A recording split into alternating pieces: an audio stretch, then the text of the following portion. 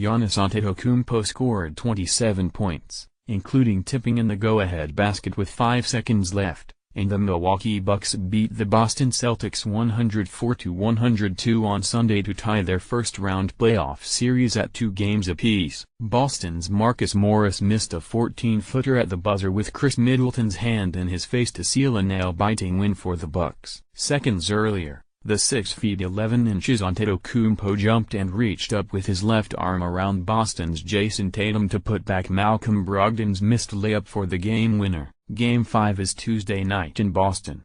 Jaylen Brown had 34 points for the Celtics, while Tatum added 21. Tatum's 18-footer with 52 seconds left gave the Celtics a brief 100-99 lead. He just couldn't hold off Antetokounmpo on the other end for the decisive tip-in. The disappointing end for the Celtics overshadowed their spirited rally from a 65-45 deficit with 7:37 left in the third quarter. Play got chippy and the Celtics limited the Bucks' transition game.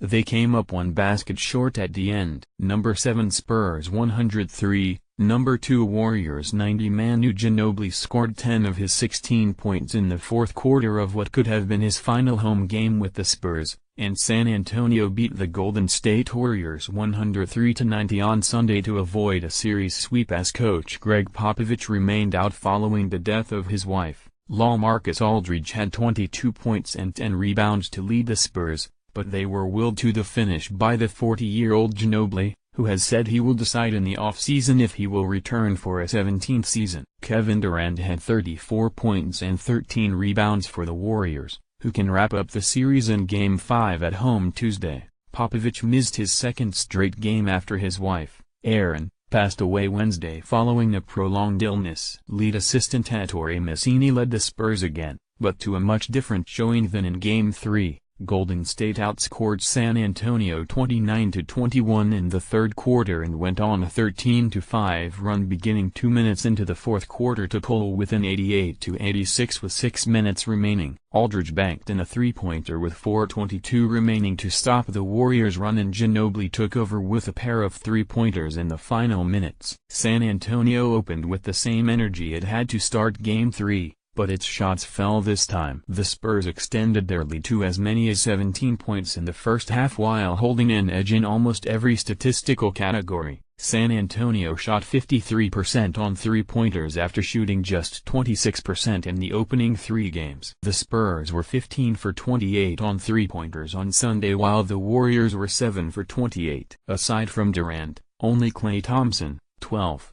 and Shaun Livingston, 10. Scored in double figures for the Warriors. Rudy Gay scored 14 points for San Antonio, DeJounte Murray had 12 and Kyle Anderson added 10.